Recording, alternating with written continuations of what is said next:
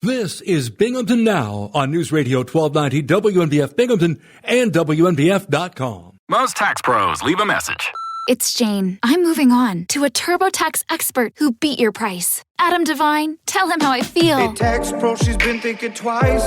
Best believe TurboTax will beat your price. This is a tax break. Switch to a TurboTax Live expert and we'll beat what you paid your pro last tax season. Make the switch at TurboTax.com/beatyourprice. TurboTax full service only. Sign up by 12/20/2024 and file by 4/1/2025. Full details at TurboTax.com/beatyourprice.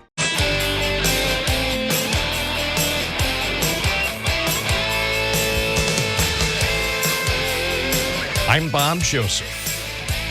This is Monday, September 30th, 2024, as we wrap up the third quarter of the year. Give us a call at 607-772-1290. WNBF. Binghamton Now is on the air. Good morning. What's your first name? Where are you calling from? Am I the first caller of the week? This yes. is Matt Ryan. All right. What's on your mind? So I just wanted to talk real quickly about the recent ad that's attributed not to the RNC, but directly to Mark Molinaro, where he bashes Josh Riley, somehow saying that he's responsible for the Peruvian guy in Endicott and all that because he worked on a bill. Well, people should know on an immigration bill when he was a Senate staffer way back in 2013. So we all know what happened to that bill. It was passed by the Senate, or whatever reform has never passed both houses, and it's because of Stephen Miller and Jeff Sessions killing any reform back in the Obama years. And so that's what we have. All right. You going to watch the debate tomorrow night? Yeah, but let me finish. Well, no, I'll steer the conversation. Will you watch the debate tomorrow night? Of course. All right. And who do you think will win? I think that I hope it's a debate about substance, but I'm clear Waltz will win because J.D. Vance has embraced everything Donald Trump has embraced, and so has Mark Molinaro, by the way. That's what I wanted to say. He's also embraced Mark Molinaro after the Springfield cat and dog propaganda thing. Mark Molinaro was issuing that and well, he retweeted it, I believe. I don't think he ever said that he believed it, but yeah, I think on social media he retweet something. Isn't that the same thing? Sometimes it is, sometimes it isn't. I don't know. Well, I don't know. Of all the issues, deniability. I will say of all the issues, that's not in the top 50. I'm kind of tired of that by now. Well, good. So you're tired of it, but that doesn't mean everybody else is tired of it. I think most people see how depraved it is, and that that's what they'll stoop to, and that they'll inflame a whole community and get everybody in the country against the people in the Haitians. And but it hasn't worked. It hasn't worked. Yes, it inflamed it inflamed some people who already had certain preconceived notions, and yet I don't think most Americans were duped. Anyway, thanks for your call.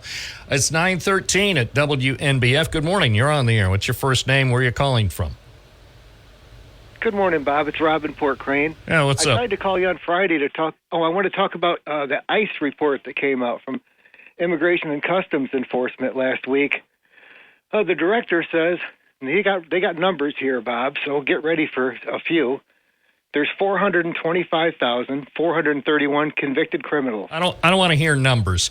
Tell me what you think about the issue. I don't want to hear numbers. This is radio. Numbers don't work well on radio. So what should be done? Hey, great.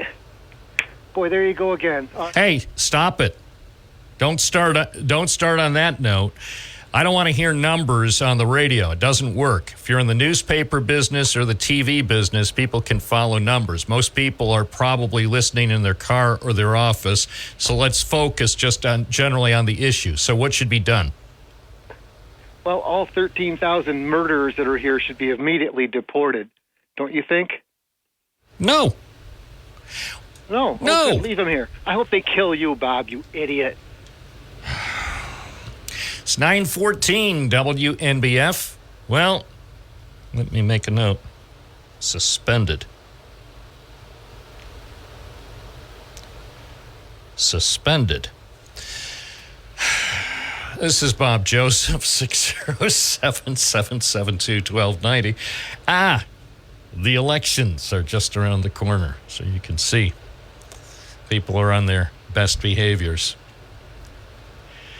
Anyway, on the brighter side, many Americans will, in fact, be watching the vice presidential debate and will be able, regardless of which candidate they support, to listen to it without making threats, idle or otherwise. So I know I will watch. I'm not sure. I'm debating. I'm considering whether it's appropriate for me to watch in a group, as happened with the fabulous presidential debate earlier this month, which wasn't pre-planned. It just so happened we wound up with a focus group watching the debate with Kamala Harris and Donald Trump, and that was good. I don't know if I should watch with a group tomorrow night, or maybe I should just watch by myself so I could focus, be laser focused on the candidates.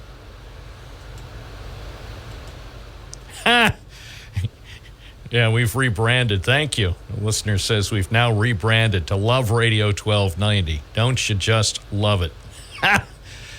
Oh, my goodness. Let's see what else is happening here.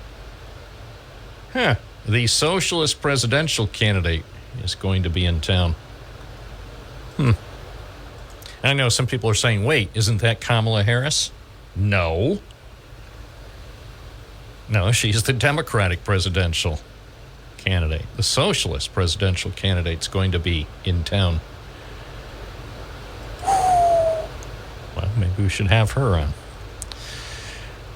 It's 9:17 WNBF. Good morning. You're on the air. What's your first name? Where are you calling from? Hi, Bob. Hi, Beverly from the town of Dickinson. Good morning. Yeah. When is Big Lots closing? I don't know. Hopefully, no, I don't think there's a date, but hopefully they'll come to their senses and keep it open. Yeah, well, I haven't been over. I usually go to that dollar store over there, you know. I could spend all day in there. I could spend Well, the they whole do have day there. they do have a wide selection of fine merchandise there. Yeah. I was just wondering when they were closing. Well, I don't think they've actually said. So, but as soon as we find out, we'll put it on the air. Okay. All right. Have a good day there. Okay. Thanks, Beverly. It's 9:18 at WNBF. It's always very sad when a member of our business community has to make the difficult decision of closing a location or eliminating jobs. And yet it is bound to happen. These things happen. Good morning, WNBF. You're on the air. What's your first name? Where are you calling from? Good morning there, Bob. Dave from Vestal. How's it going? Great. How are you? Not doing too bad. Not too bad. Weekend good? Fantastic. Yeah, good. Hey, Bob, you're talking about the debate. I honestly think Vance will crush him, only because he's a darn good debater, Bob, and his IQ is higher than all four of the candidates. I mean, he's a smart guy, Bob. So I don't think Walsh can act like he's Mr. Friendly, Mr. Rogers type guy. None of that's going to work. Substance only. That's all we care about. We don't care about friendliness and the way he plays the game. That's not going to work for him. And last night, Bob, last week we were talking about we brought up All in the Family. So I watched all four. They had 4 episodes last night, 8 to 10 on Me TV, and I listened hard to that song, Bob, and I really do. Every word in that song is great. And then I was relating some of the election stuff. I hope you like some humor this morning. the Democratic ticket, Bob, has a dingbat and a meathead. Well, yeah, that's great humor. And it was appropriate, I think, on All in the Family with fictional characters. Calling candidates names like that, I'm not sure it's effective. I know it gets a rise out of some portion of the audience, but it's disrespectful, it's mean, and it's un-American. Other than that, though, I can see why you would come down to those one-word descriptions of the opposing party's candidates. Not fitting, huh? That's the best you can do. That's the best you can do because you don't like their positions on the biggest issues. So that's what you resort to. Well, I'm examining their traits, Bob. Yeah, I know.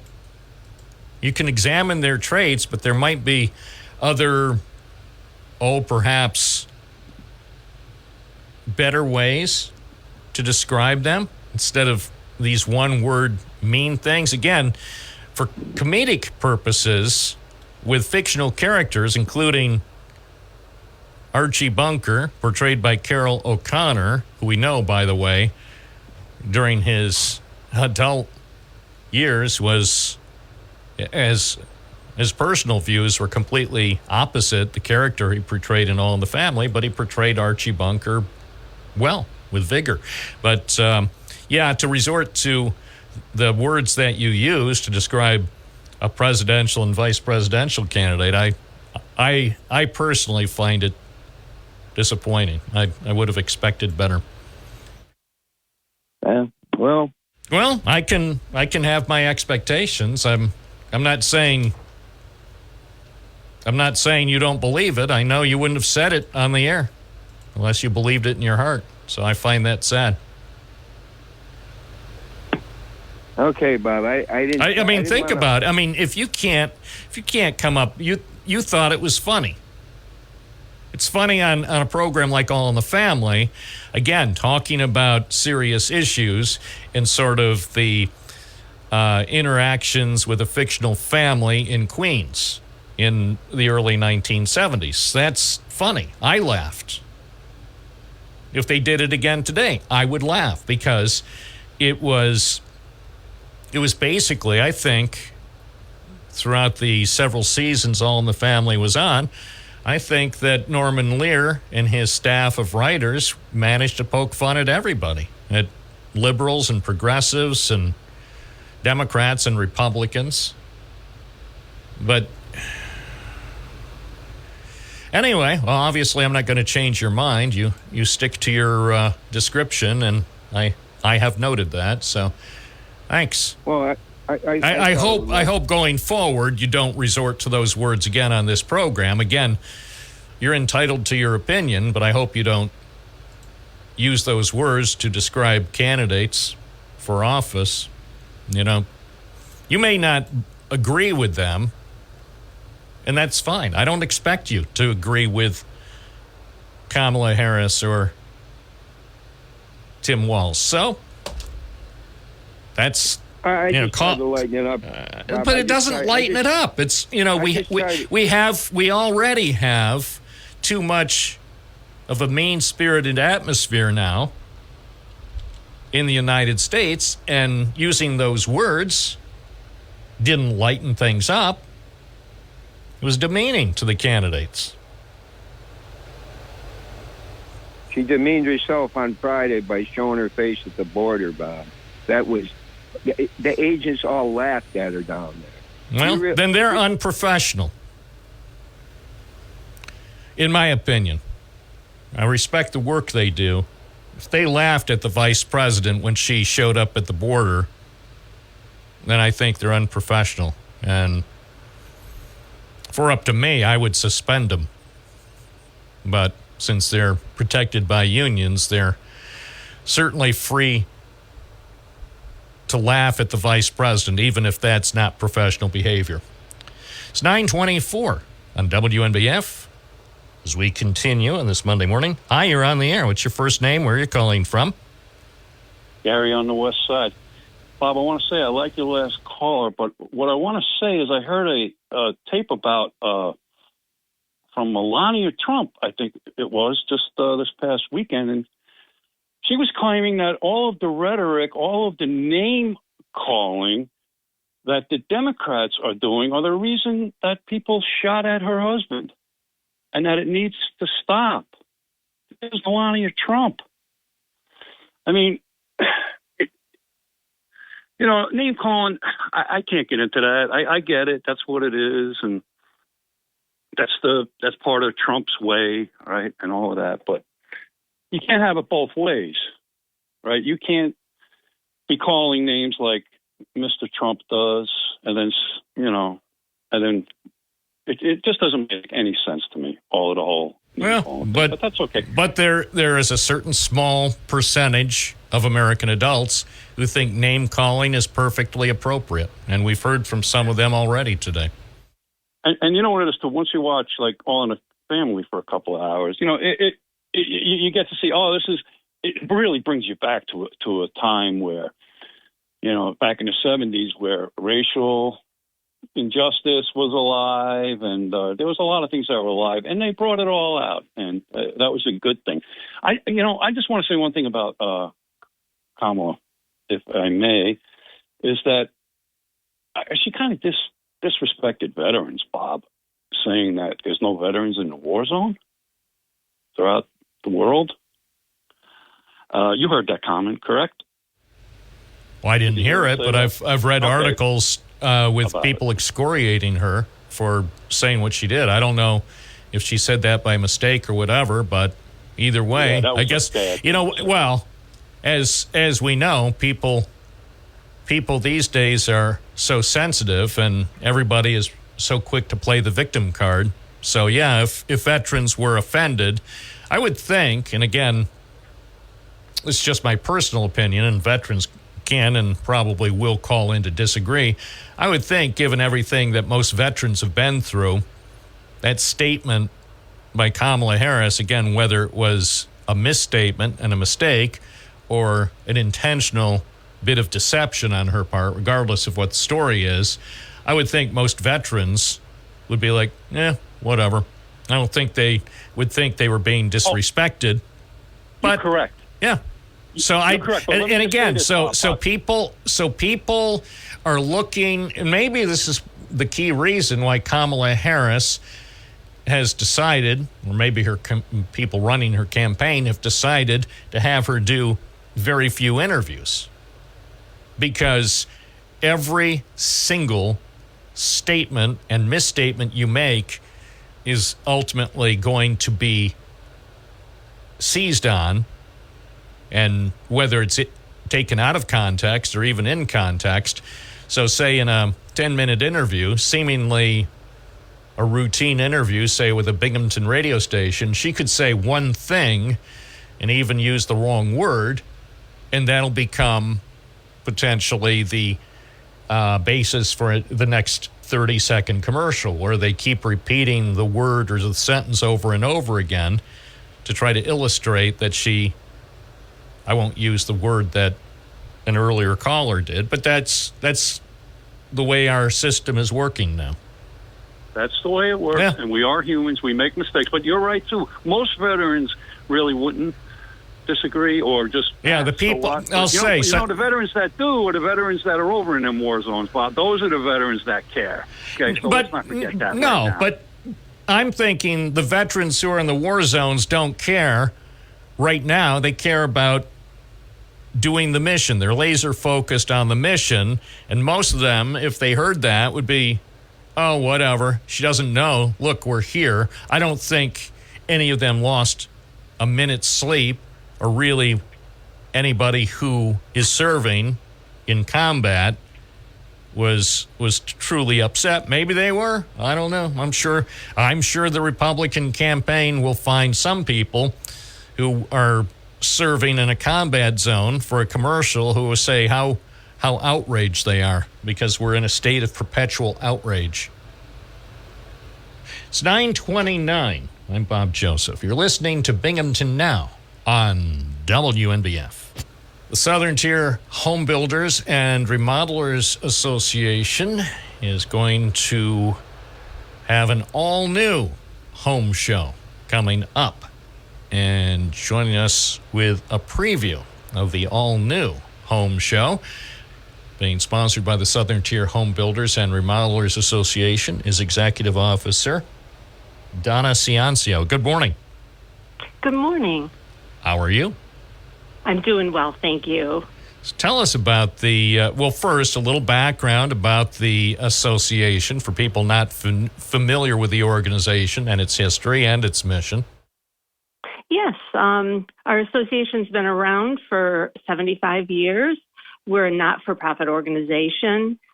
We serve the residential construction building industry, and we work with homeowners with referrals, trying to guide them through the process of improving their home. And let's talk about the home show, and I know you're on to kind of spread the word that things are going to be adjusted a bit for the next event, and you're accepting vendors for the event as you plan for the next one. That's right. We actually work almost a year in advance to plan the show, and we are currently at the point where we're accepting vendor registration for the 2025 show. And it's going to be at the Ice Center at SUNY Broome. The show's April 5th and 6th. And currently, our registration is open. We're looking for residential construction-related businesses such as your contractors, suppliers, financial institutes, insurance, just about anything that has to do with our industry. Why is participating in the show a good idea for businesses who are in these related fields? Well, it's a great opportunity. We are able, over a two-day period, we're able to bring customers to them directly. Everyone's quite busy throughout the whole year anymore, and getting estimates is difficult, time-consuming. We're actually bringing solid leads directly to these vendors. People coming to the show are looking to do projects. So it's just a great investment to get everyone, under one roof to connect. If folks are interested in registering for the 40th Home Show, what's the best way to do that? Real easy. You go to southerntierhomeshow.com, and you'll find the registration form, all the details about the show, even the floor plan to choose booth numbers, locations.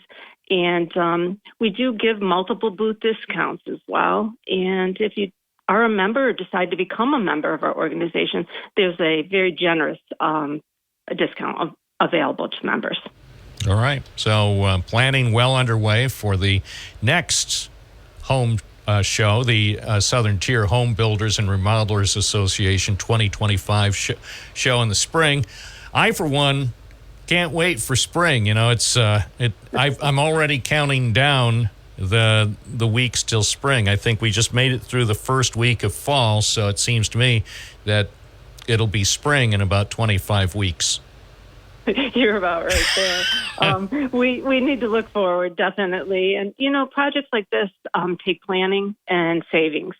So, preparing, in advance while homeowners are looking through the winter for projects to start. So, it's just a great opportunity. This facility is really easy to access. Everything's on one floor, making it easy for our vendors to move in and out, and a lot of free parking available to the public. So we're very excited.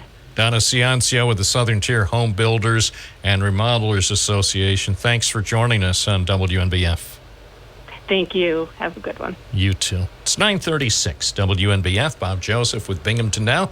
607-772-1290 is the number speak on Binghamton Now and talk about the issues facing Binghamton and beyond. 607-772-1290, WNBF. Remember, you can stay connected with us using the free WNBF app. Hey, Bob, this is Dan from Binghamton. Good morning. Good morning. Hey, I just wanted to comment and wanted to hopefully give you a little burst of energy and know that some of the level-headed people are in your corner here. I know you got two or three absurd callers already, and I hope your energy level's up for them. But don't let them wear you down. Buddy. No, I'm glad we're getting some of this out of the way early in the week, because we can clear. I'm serious. When I say let's talk about the issues facing Binghamton and beyond, I'm not kidding. I want to talk about the issues. I don't want people to call each other or political candidates mean-spirited names. If you want to call in and talk about the issues, go right ahead. But, if you're going to be mean-spirited and throw out threats on live radio, we can't have that. And I'll tell you what. And I'm pointing this out to everybody concerned, those who've called already and those who are contemplating calling. Hey, we're not gonna just take it anymore. I'm kind of fed up with the poor behavior of some people. This is a program for adults, and we're going to encourage all the contributors to start behaving more like adults. Right, and I liken it to, you go out and play golf and you double bogey the first couple holes. You get it out of the way and hopefully you'll play, but, things will work out better for the rest of the day and the week, That's what I think is going to happen. I'm energized. Just the fact that, we're setting a stage for probably the greatest week ever on the program, because now people who have exhibited an inability to carefully state their opinions about important issues in a way suitable for adult content, now they know. Now they know how the show is going to be run. And I can tell you this because I talked to a lot of people. I was over the weekend at Rec Park and a couple other places. A lot of people say that they like it when we actually focus on real issues and we don't have the program devolve into some sort of internet-style, playground with kids throwing sand or other stuff at each other in the sandbox. Sure, and what happens is these people, it ends up they're trying to emulate their leader supposedly, or the person they think is really, this Trump fella, and it just digresses into this unhinged talk about things that can't come true and that aren't even real. Well, and that's the thing. If people think they're going to come onto the program when they clearly need to buy a hinge or two, it's not going to happen. Unhinged callers will have to attempt to call some other program. That's the beauty of America. There are so many fine radio and TV talk shows. You could certainly find a program that will take your style of discourse. Yeah, that name calling and trying to drag people down to pull themselves up, like you said, it's just childish. There's no place for it in a adult arena. Supposedly. But I know this is not a show for elementary school kids. This is a show for adults 21 and over. Yeah. Hey, man, keep up the good work, Thank you. Bobby. Thanks, Dan. It's 9:42, so this is an adult station. So if you're under 21, well, you can keep listening. If you're under 21, you could call if you get your parents a permission. But if you're under 21, or if you think like someone under 21, you're probably not going to be able to chat long on the program because we have certain expectations. Morning, it's 9:43. You're on the air. What's your first name? Where are you calling from? Johan. Endicott. Johan. Hey, good morning. Johan in Endicott. I just drove by your beautiful store just off East Main Street near Union Endicott High School. again, I think that I saw you waving and maybe even gave me a little friendly honk on the horn on your way by. Well, I didn't tap on the horn today, but I did. I'm always careful at that point because as we arrive to the convenient turnoff to get to your store, it's right about that point where the speed zone transitions from the school speed of 20 back up to 30. So a lot of times I'm just trying to set a good example for other motorists. And some people, I think, get annoyed by me going at exactly 20. But that's what I do in the school zone. You know, I've covered too many tragedies in that school zone and other school zones to deviate from the posted speed. What's on your mind? Well, I will say that I am over 21, and I think this will be a good conversation, a respectful one. I wanted to comment last week on your interview with Mr. Mastroianni, the grandson of Mr. Hart, Johnny Hart. Yes, let's see, what day was it? Was it Thursday. Wednesday? Thursday, yes, Yep. yes. Mason was right here in the studio. I really enjoyed it, and I wanted to call in that day and even Friday, and that just didn't work out. So I really appreciated him. I appreciated the history that he is continuing.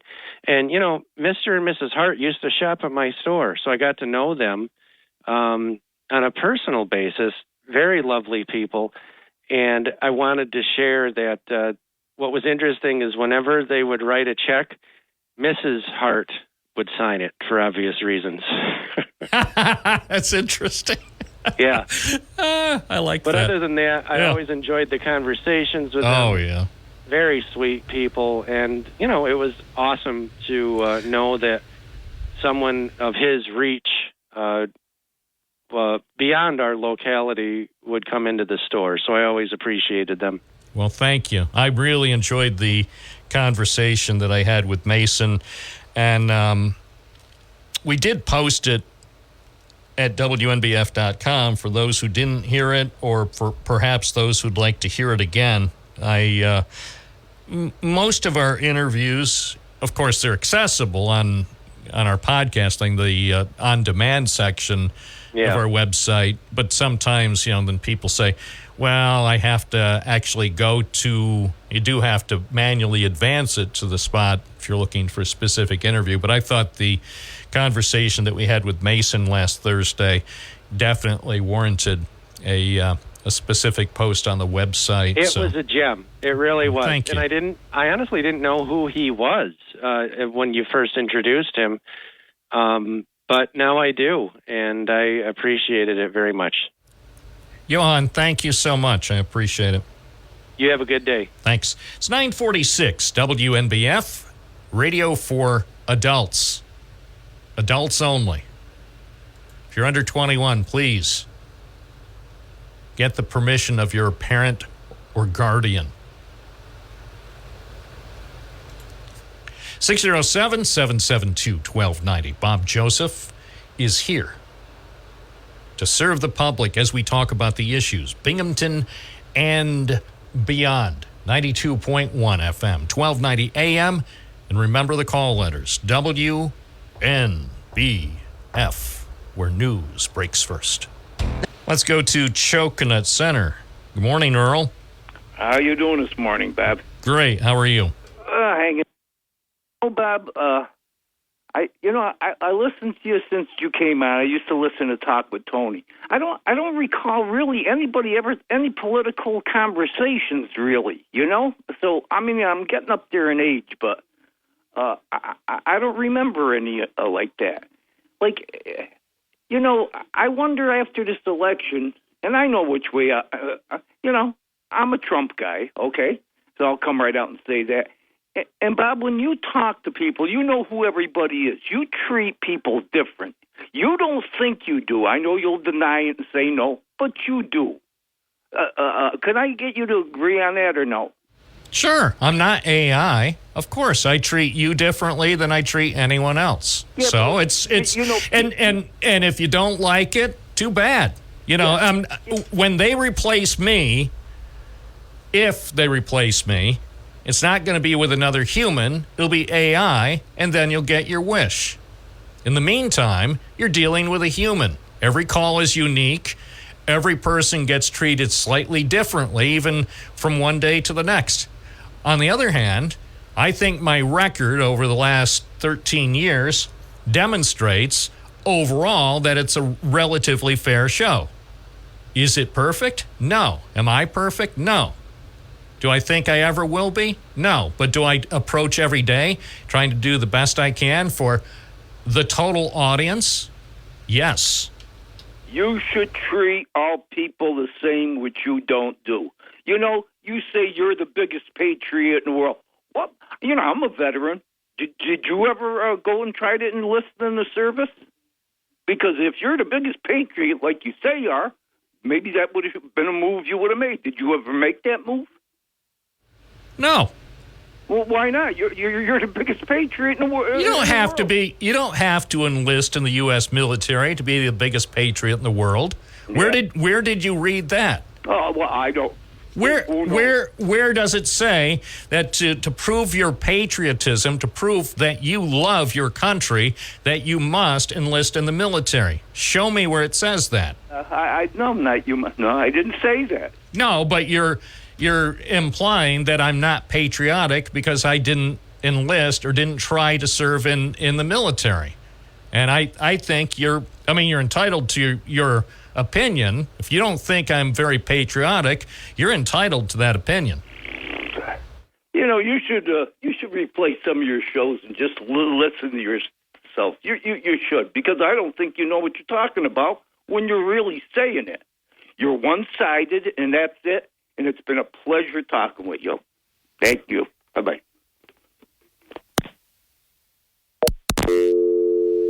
Apparently water getting into the lines from Hurricane Helene. Well, it was bound to happen. It's 9:53. Again, let's be perfectly clear, as my friend Milhouse Nixon used to say. Let me make one thing perfectly clear. I'm the host of the program, so I'll run it the best way I know how. At some point, undoubtedly, I will leave the program. And then we'll see what people think when I'm no longer on the program, Monday through Friday from 9 to noon. But it's not happening now. Stay tuned. I am here because I think I do, on a daily basis, a pretty darn good job. John from Binghamton. Thank you, John. John is making some observations. Hey, I think this hour is off to a good start because I think what it shows is you're dealing with a host who actually is in charge of the program. The callers are contributors. But this isn't your grandfather's or great-grandfather's talk show. This is a different talk show. And it's different from all the other talk shows that have ever been on WNBF. And it's different from all the other talk shows that are on the station right now, the syndicated shows, because this is a local person. A person who was born here. I was born 3 miles away, I guess, from the studio. I always say 3 miles from the studio. I probably should check that out because otherwise somebody will say, well, your estimate is erroneous. But the point is, overall, I think most people, I think, are inclined to believe that the program is pretty good. And yeah, everybody is entitled to think they could do it better. And I will not, I am not going to become something that is predictable and every call, well, thank you for calling. Oh, that's interesting. I appreciate your opinion. Every caller should expect a conversation with a person, unless and until they manage to replace me with AI. And when that happens, I guarantee most people, including the people who seem to be taken aback by someone who treats each caller differently, then you'll be able to say, I kind of miss an interesting show where things weren't always predictable. It's 9:56 at WNBF, WNBF.com. Stay tuned because the fun is only beginning. We've only just begun. Oh, my goodness. Here's the forecast from the National Weather Service. Mostly cloudy today, high 74. Cloudy tonight, low 55. Partly sunny tomorrow, high 71. Mostly cloudy Wednesday with scattered showers, high 66. WNBF. Right now it's officially in downtown Binghamton, 61. And Celsius at 60. So, and, some people say, but Bob, what about the air? Is the air fit to breathe today? Actually, it is. The air quality is in the good range, according to the people that keep track of air. The air quality, AQI for Binghamton is 32, so that's good. Go out and breathe the free air, the fresh air of freedom from Binghamton's most patriotic host, Bob Joseph. I wear my patriotism on my sleeve. So let me see. It's just been called to my attention, and I apologize. I should have led with this because it was posted earlier today, but it's only now been called to my attention that the New York Times editorial board has announced its endorsement. I know you're saying, well, I can't believe they did that. No, most of you will say, of course they did it. The headline on the Times website, it's labeled opinion, so remember, it's the opinion only of the editorial board. It's not the opinion of anyone else at the New York Times. This is clearly labeled opinion by the editorial board. The headline, the only patriotic choice for president. I'm going to read just the very beginning. Obviously, for an endorsement of this magnitude, it's a very long opinion piece, and you can find it online at the New York Times website.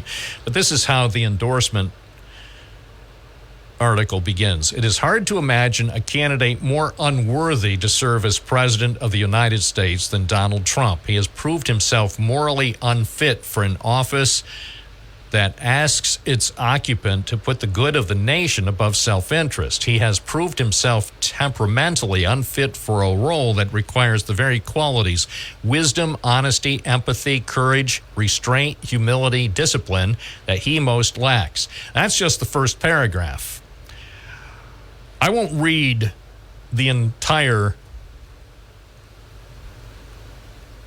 piece about what the New York Times editorial board thinks about Donald Trump. I'll just read the next paragraph. Those disqualifying characteristics are compounded by everything else that limits his ability to fulfill the duties of the president: his many criminal charges, his advancing age, his fundamental lack of interest in policy, and his increasingly bizarre cast of associates. So remember, it's not me speaking. That's what the editorial board of the New York Times posted on their website.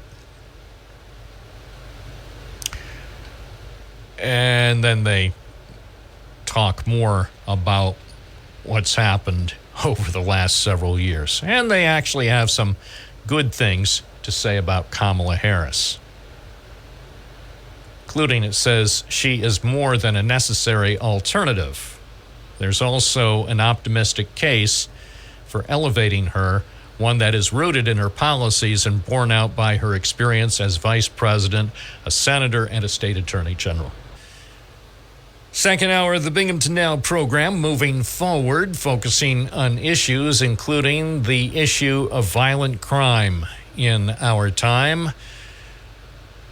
A killing on a Binghamton street. City police have not reported any arrests in connection with a fatal shooting that happened on Shenango Street.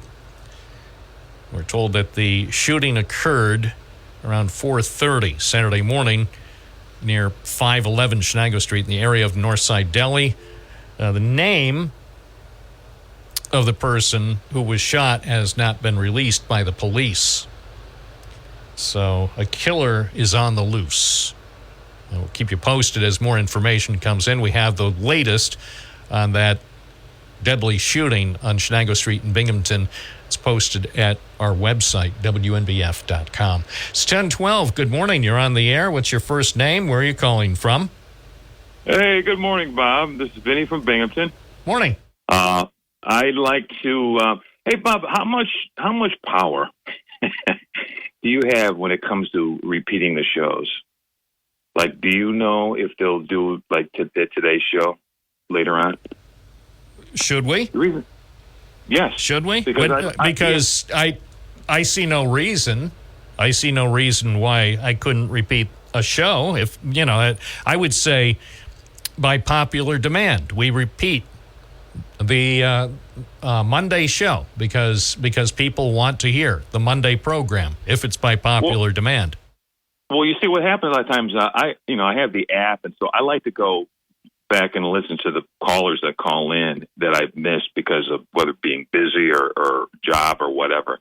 And I just wanted to, because I only heard the end part of the person that called you a name, and I just want to go back and listen, because if it's one person, if it's who I think it is, I wanted to call in tomorrow and repeat what they talked about. Well, that's unnecessary. That's unnecessary. I understand the point you're making, but that only prolongs the sort of wallowing in the muck. It's sort of like you get stuck at a playground and everybody's having a good time, but you've got a couple of punks who show up at the sandbox or start at the swings. Everybody else is getting along. You could have a couple of dozen kids, maybe different ages, different backgrounds. Everybody is having a good time.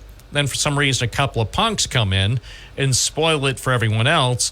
And then after the punks get kicked out of the playground for inappropriate behavior, then you just go on with life as opposed to relitigating and say, man, those punks, they really bothered me. It's like, hey, the punks are gone. Now we'll continue with good times. We don't have to say what the punks did. We're going forward to enjoying the rest of the week. True, but a lot of times people get hurt through all that process. And when someone calls in and tells you, Bob, that you talk to people differently, like, well, we're talking about different subjects. But if you go back, do you know why I talked to this person? Do you know why I talked to this person? If it's really up to me, this person shouldn't be calling. But this is why. Okay, that's one part. But let me talk to what I really called in for. I really called in for because I wanted to talk about the border again. And Harris went down to the border this past week, Friday. Yeah, one of the listeners made a point and claimed, and I didn't see it, but it rings true. A listener said that the border people laughed at her. So that was the claim by a caller. I don't know if it's true, but I did offer my opinion.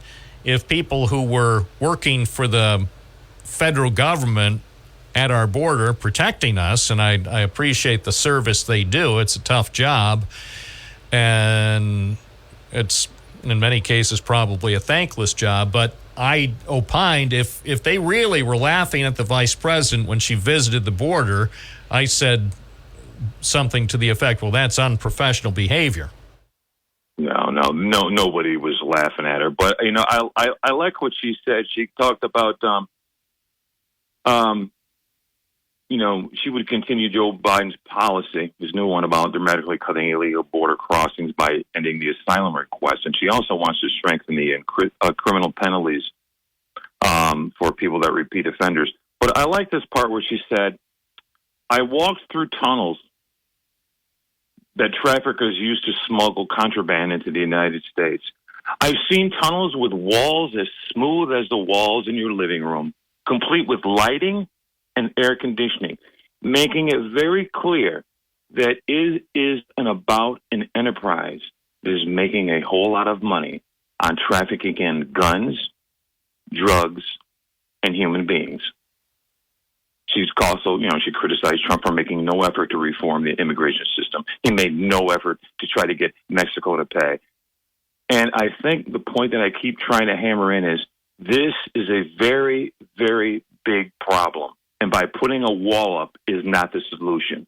Grabbing and rounding people back up all over the country and then sending them back to Mexico, they'll be right back in here 5 to 10 years. Why? Because there is no border bill.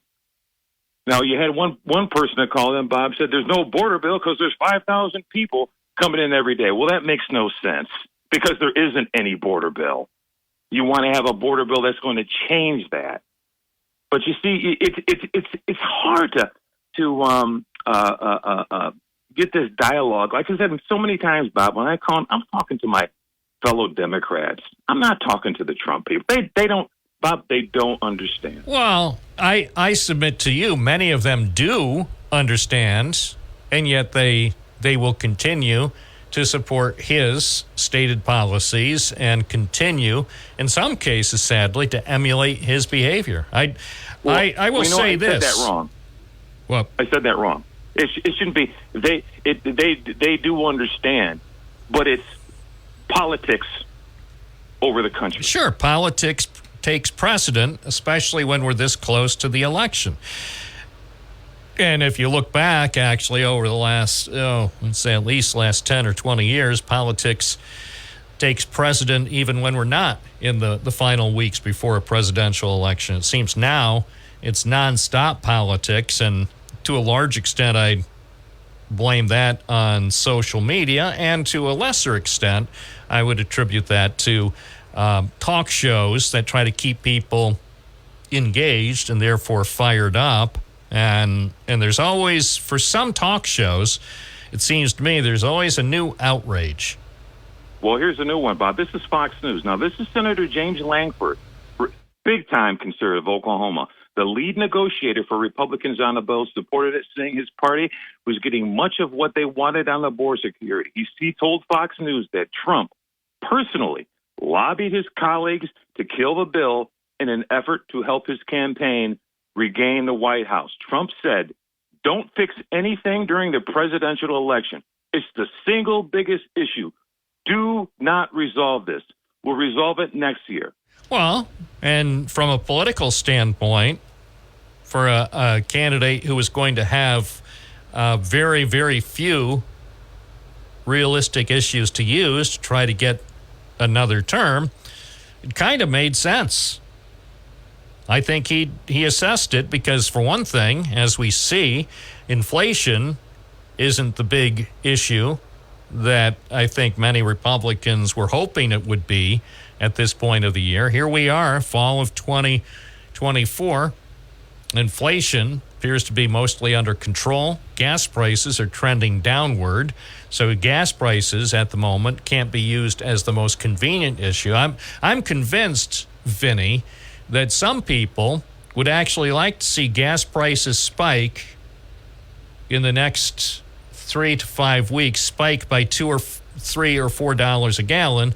So that would be a convenient political issue. Oh, look, and who's to say, because we're not through with the hurricane season, who is to say that some crucial energy facilities down in the Gulf don't get damaged by a future storm, a future hurricane, and we could see a gas price spike. But remember, it has nothing to do, absolutely nothing to do with Tim Walz or Kamala Harris or Joe Biden or Kathy Hochul. So, we could bring the gas buddy on to explain how gas prices work, but as you know, that's an exercise in futility. Well, I'll tell you what, this border issue for Democrats, guys, this is just like trying to pass the Affordable Care Act. They're going to fight you every stinking way. It's a big piece of legislation, but we got it done. And guess what? It's very popular. That's why Trump, we know we've gotten, he's not going to do anything. He's not going to do anything. He's just running his mouth again. But he's enjoying it. And if he's having fun, what can you say? At least there's one person who enjoys it. Thank you, Vinny. It's 10:21 at WNBF. 607-772-1290. Now, the vice presidential debate is tomorrow night, and everyone will watch. J.D. Vance, his fans will watch. Tim Walz, his fans will watch. Binghamton Now listeners will be watching. Everyone will watch, and then Wednesday morning, we're going to have a debate-a-palooza. So everybody on Wednesday will call into the program and offering their take on how the CBS News debate went. And I hope we don't hear from people griping on Wednesday morning saying that Nora O'Donnell and Margaret Brennan ganged up on J.D. Vance and saying he performed that way because it was 3 against 1. By the same token, I hope we don't hear that Nora O'Donnell and Margaret Brennan ganged up on Tim Walz and him griping if he has a bad night tomorrow night, whining that his performance problems were related to the moderators being mean to him, asking him mean questions. 1023 at WNBF. Good morning. You're on the air. What's your first name? Where are you calling from?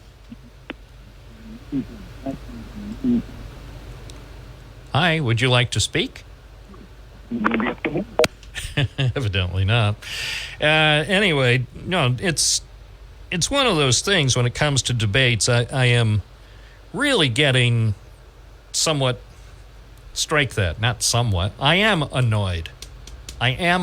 Where after any debate, if somebody's performance is less than par, subpar performance, and people start to blame the moderators. Soon as anyone blames the moderator, whether it's a candidate or their supporters, that's an indication they know they lost the debate. Oh, the moderators, they ganged up on me. They were mean to me. They asked me tougher questions. They fact-checked me. Hey, if you're up to the job, if you really want the job of being president or vice president, you can handle it. Otherwise, look for a different job. Hi, WNBF. You're on the air. What's your first name? Where are you calling from? Sandy from Endicott. Hi, Sandy. What's on your mind? I'm just telling you, I just adore your show. I think all your views are right on. I'm a little upset that people call and they're just rude and obnoxious with you. But I have listened to you for a long time, and I appreciate your show. You're right on, and that's all I wanted to say, that I listen to your show every day. Well, thank you. And remember, I'm here all week, so it's only going to get better. So I hope you listen every day this week. And don't let all these people that call up and they're rude and obnoxious. And, I was just thinking, this last guy, why didn't he just get on the Dan Bongino show?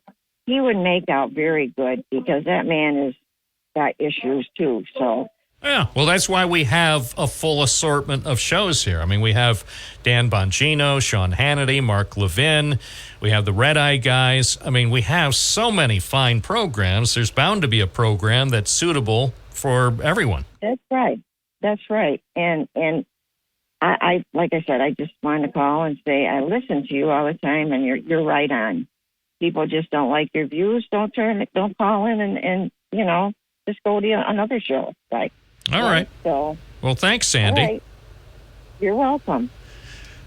1025 at WNBF, 607-772-1290. Again, for those who are unfamiliar with the WNBF program schedule, we have so many fine programs.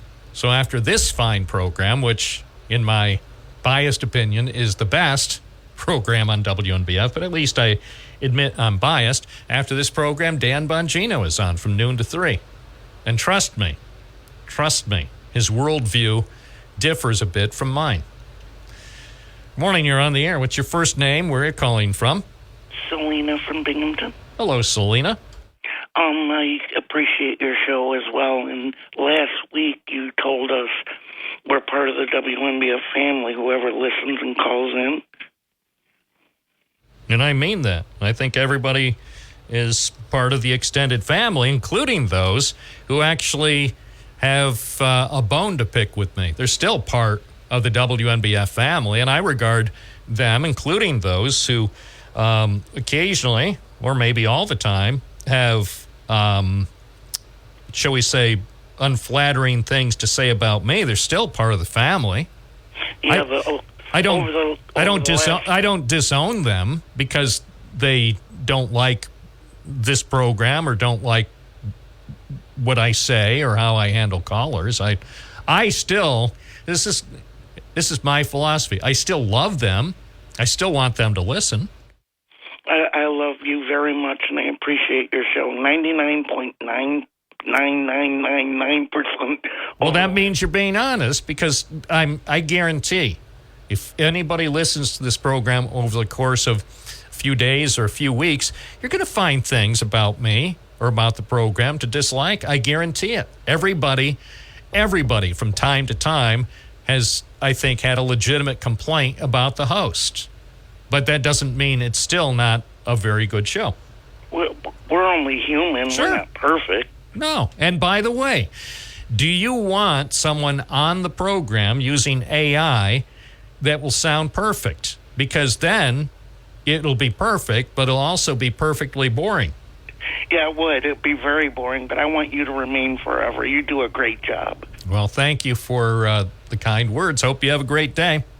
You're just earning a living, baby. That's all I'm doing. Bye-bye. Thanks. Thank you. That's all. I'm just like everyone else. Just working a job here. Most days, kind of 9 to 5. Not exactly 9 to 5, but generally. I'm kind of like, remember that song they had, working 9 to 5? Just getting it done. I'm just doing a job. As you may have come to believe, I love to do, so that's great. I have no complaints about the job. I love the job. I love hosting the talk program, and I really love reporting on my community. So that's great. But at the end of the day, it's a job. So I come in, I start each week off looking forward, even though it's a Monday morning. I admit when the alarm sounded this morning. See, now here's honesty for you. I would have liked to have stayed in bed for another hour or two. But I can't sleep in on Mondays. I have a job to do. So even though I was comfortable and the birds were chirping outside, I said, all right, hop up, buddy. It's the start of a brand new week. And now more than ever, local journalism and a local talk program are more important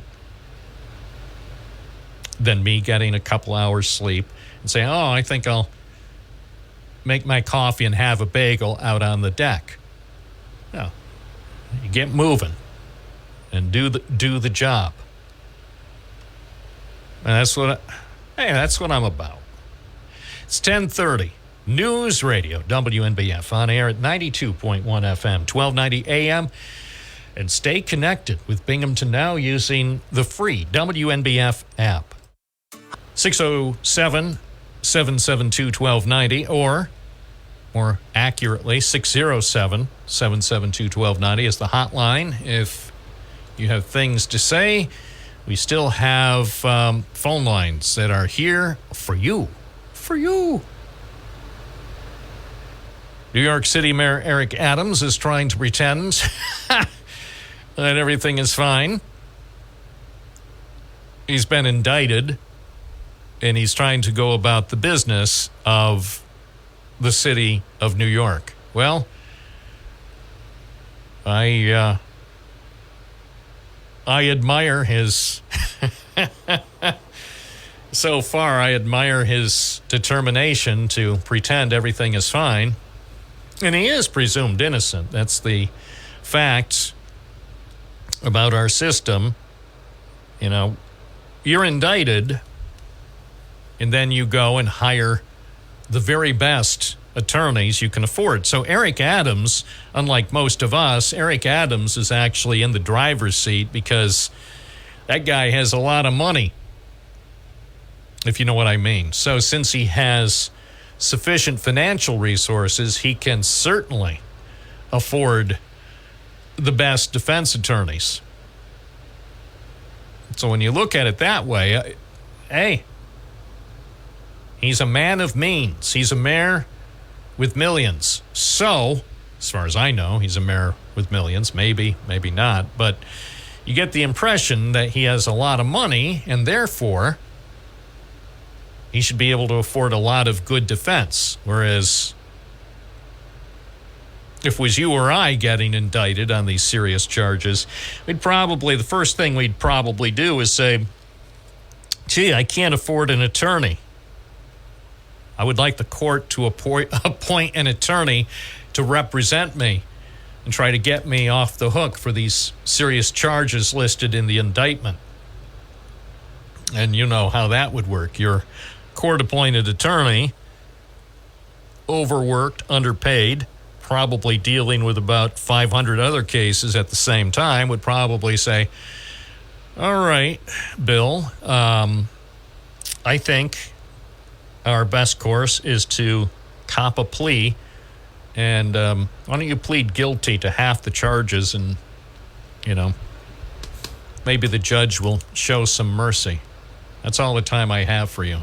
Well, did you read any of the particulars in the indictment? No, I didn't have time. So why don't you plead guilty to all the charges and get on with your life and get out of here? Whereas Eric Adams is going to have only the finest attorneys. Just like lots of elected officials or former officials. We know one high-profile former official who was indicted on dozens of very serious felony charges. He had only the best attorneys because that's who he hires, only the best, because he can afford the best, because he's a billionaire. And even though he had the very best attorneys, he still wound up being convicted of 34 felony charges. So it does go to show you sometimes you can't predict how things will turn out with the American system of justice. You really don't know. Could have the best attorneys, and even they are going to be unable to extricate you from that jam. 10:37 at WNBF.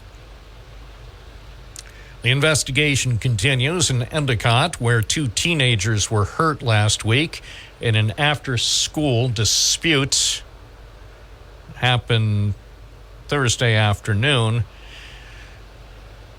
Very little information has been released about what was being treated as a possible stabbing. So 2 teenagers were hurt, according to the accounts. It happened near Union Endicott High School, and at last check, there had been no arrests. So if you know anything about that, you should call the Endicott police, because they could probably use your assistance. 607-785-3341 if you have information about what happened last Thursday afternoon near Union Endicott High School. It's 10:38 WNBF with the most calls possible. Hi, you're on the air. What's your first name? Where are you calling from? Good morning, Bob. It's DJ from Binghamton. How you doing? Good. What's happening on this happy Monday? I was driving and I heard a couple of callers and just wanted to say that trust in the Lord and we'll be kept safe. How are you? I'm fine. Now, obviously, some callers are having difficulties on this Monday morning, but that's to be expected. Mondays can be challenging, and some people, I'm convinced, sometimes people wake up on the wrong side of the bed, and they might be advised to just do a retake. one that I was listening to specifically, he was an older gentleman. He said he's listened since Talk with Tony, and he was just kind of rude. But it's silly season, but we have to get over it. How many days we got left, Bob? 30? Till to the election? Yeah. So silly season's over with. I would say 36. Okay. Well, I think That's as of good. tomorrow, tomorrow will be 5 weeks till the election, so about 36 days. So, yeah, the silly season continues. So hopefully after silly season, people will start to recuperate. Yeah. So you and I will be hanging out for 20 more years. We'll make it. Oh, yeah, we'll make it. I have no concerns. I'm more concerned about the people who are starting the week off with anger management issues. That's, for me, exactly. As I mentioned a few minutes ago, say on Monday morning, even though I look forward to going to work, on Monday morning when I'm still groggy and think, another hour or so of sleep would be nice, but you got to get moving. You can't think that way. You got to get moving, get out of bed, get moving, feed the dog, get things going, and pursue it. And that's what I do, and I love it. And I don't know that I've ever started a new work week angry. Maybe tired from having too much fun over the weekend, but not angry. So I don't understand the people who have anger management issues. I don't understand why it's a priority to call into a talk show and get all confrontational instead of just having a chat with their friendly host.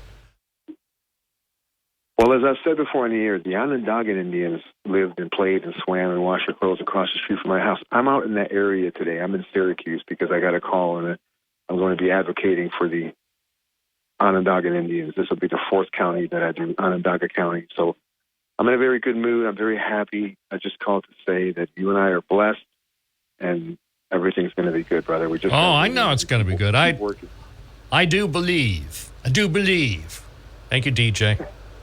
Yes. I do believe that the best shows are yet to come. Am I right, people? Yes, Bob, we agree. The best shows of the week are coming up in the next 4 days. Hi, WNBF. Good morning. You're on the air. What's your first name? Where are you calling from? Hello, my name's Chuck. How you doing today? Great. And Chuck, where are you calling from? Actually, I'm calling from Northwest Indiana. One of my favorite states. I love Indiana. Yeah. Hey, so I heard you talking about Dick Biondi a couple weeks ago. I didn't get a chance to call in. What town was he from again, where you're at in New York? Endicott. Endicott, Yeah. Okay. Yeah, I grew up, we're close to the Chicagoland area, and I grew up listening to him, and so did my father back in the 60s. So it was very cool to hear about Bob, hear about you talk about him all the way out in New York. Yeah, the thing about Dick Biondi, he worked for a lot of stations before he finally really settled down and stayed for decades in Chicago. For a time, he was at WCFL, but he spent most of his radio career in Chicago at WLS, and he worked at WLS-FM well into his 80s, and so he entertained millions of people during his lifetime on radio. Yeah, he had a show called Magic 104, and he used to do all the 50s and 60s hits when I was a kid. That was back in the late 80s to early 90s. It was a real good radio guy. Hey, I had to call in. It's very interesting getting to hear your guys' perspective out in New York, and I'm within a 30-mile drive of downtown Chicago, so we get Chicago news, and it's interesting getting to hear about New York and what's going on. And I don't know if you're familiar with U.S. Steel in Gary, Indiana. Are you familiar with that, the U.S. Steel plant? Yes, I am, as a matter of fact. Well, at the moment, the Japanese are wanting to buy at Nippon Steel. And at the moment, the president and the vice president, they're against Nippon Steel buying it. But in my opinion, if Donald Trump hadn't become president, they already would have agreed to that agreement to allow the Japanese to buy one of the biggest U.S. steel plants in the United States. But had Donald Trump never been president and running at this moment, I believe that Kamala and Joe, the sitting president, would have allowed the Japanese to buy one of the biggest facility steel plants in the United States. Oops. Well, I hope Chuck will call back. We lost him there. He was making, I think, an important point. And this is the whole issue with U.S. Steel is complicated. On the one hand, there is a real concern among people in Indiana and Pennsylvania and elsewhere about Nippon Steel with its acquisition proposal for U.S. Steel. And it's interesting, but it hasn't, obviously here in New York State, the issue hasn't received much attention because it doesn't directly affect New Yorkers right now. But the point that Chuck was making is what's been going on in the U.S. steel industry and some of the things affecting U.S. Steel directly. It's not something that just came up in the last 6 months. This has been something that's been building for several years. Good morning, you're on the air. Hey, Bob, this is Paul from West Windsor. Hey, Paul, how you doing? I'm doing good. And I've been listening to the show, and I hope that guy calls back. But the reason I would like to have a conversation about Kamala and Donald Trump. I'd like to compare their work experience, their political work experience. Who has the best work experience politically? All right, who does? I think the president for 4 years, Donald has a lot of work experience. And I think Kamala at the border, she did a heck of a job with those 3,000 criminals that were convicted of murder. But that's beside the point.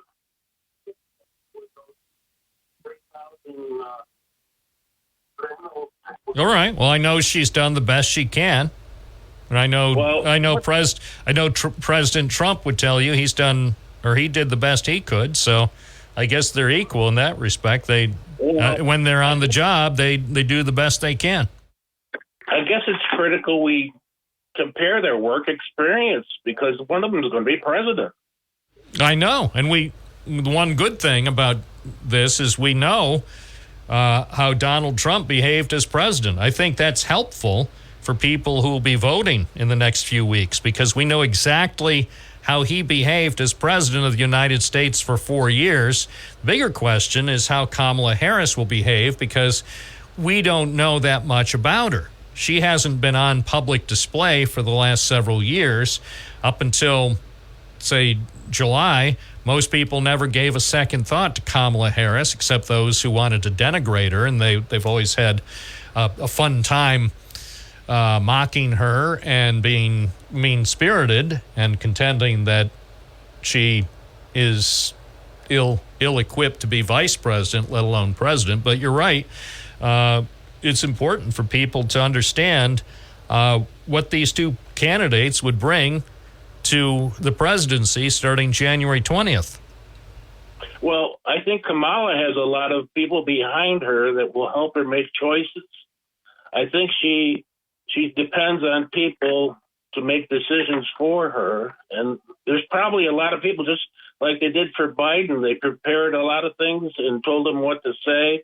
I think people are going to tell Kamala what to say. Let's hope the people behind her are as good as she is. Well, hopefully she'll choose the right people. Hopefully when she's president, she won't have a bunch of people who wind up having to leave early. Donald Trump's administration was marred by a lot of people who took important jobs. I mean, even the press secretary job, he had turnover. Very few people stayed in their jobs for the entire administration. The administration was roiled with turmoil, people resigning, people getting fired, and people generally, in many cases, sadly, getting in trouble. Some of the people quitting in a huff and then criticizing in some ways quite forcefully criticizing Donald Trump. So hopefully when Kamala Harris is president, hopefully she doesn't have to deal with that spectacle. I'd like to know the cabinet workers that each would appoint. We get a better understanding of who's influencing them. You know, that's a good point. I mean, I don't think candidates usually ever reveal who they're considering for key cabinet assignments, but that might be helpful. It might be helpful for both Donald Trump and Kamala Harris. They don't have to tell us everybody that they would intend to have in the cabinet, but if they wanted to give us a sense of, say, for some of the most important positions, Secretary of State, Secretary of Treasury, Secretary of Education, some of those key positions, it would be useful. Even press secretary. I'd like to know who Donald Trump's press secretary would be. And I would like to know who Kamala Harris would choose to be press secretary. Those things would be of interest to me in trying to decide who to vote for. That's well thought out. I agree with you, and have a good day. Thank you. It's 10:50. That's a good point. I know they won't do it, but don't you think it could be helpful? Again, something as simple as choosing the press secretary. Is it going to be, who is the guy who lied on the first day about the crowd size? Will it be a liar who says at the first press briefing the day after the inauguration, that the crowd size was huge when people saw with their own eyes the size of the crowd? Now, obviously, if you're working for a president, you have to be prepared to lie on his or her behalf. I mean, that's part of the job. It's sad but true, but that's how the job is. If you're a press secretary, you're not giving your opinion. You're presenting the opinion. You are the face of the administration. So as press secretary, yes, you have to be able to communicate skillfully, but you also have to be able to prevaricate skillfully. So if the president says go out there and lie to the people, you got to do it or else you're going to get fired. It's 10:51. You're listening to Binghamton Now on WNBF. As we go back to the phones, Gene in Vestal, you're on the air. Hi, Bob. Good morning. Morning. I just was calling regarding Kamala Harris and her office as VP. She's had many people leave. They cannot tolerate her, and they leave. They do not work for her well. So she had more people leave than Trump had leave during his time in office? Yeah. Wow. That's a lot of people. Yeah, it is. That's terrible. And it followed her all along her career, even in California. That's terrible. Well, I guess we know then who we have to vote for. Yeah, you have to vote for Trump. All right. She's failed at VP. She should have called Joe out a long time ago. No, oh, come on, man. Gene, you can't call out your boss. Oh, you sure can. No, you can't. If you're vice president, you can't call out your boss publicly. Come on. She let him go on because she didn't want a campaign. She wanted him to get in, and then she'd take over. Right. Right. Well, who wouldn't? So now she has to fight for the job. Yeah, I'm sure she wanted it the easy way. Who wouldn't? Wouldn't you? She's got the press, most of the media just supporting her. And I don't see where the media are supporting her. Looks like the media are giving more time to her opponent than she. On any given day, if you sat with a stopwatch and actually, and I'm not talking just about, say, Newsmax or Fox News. I'm talking about overall coverage, who gets the most airtime or the most space in newspapers. I would say that Donald Trump gets the most on most days, because the media love him. Because he can answer questions and he doesn't back down. And they love him. If the media didn't love him, they wouldn't give him that kind of airtime. They should love him. Well, they do. That's my point. And the reason why the media, the liberal media, the reason why they love him so much is he helps them get a bigger audience because he makes it interesting. Not necessarily better, but think about it. The 4 years that he was president, it was a lot more interesting than the last 3.5 years with Biden behaving presidentially. It's been boring. Last 3.5 years, people are bored to tears in the media. Dad, what did Biden do that was presidential? That's my point.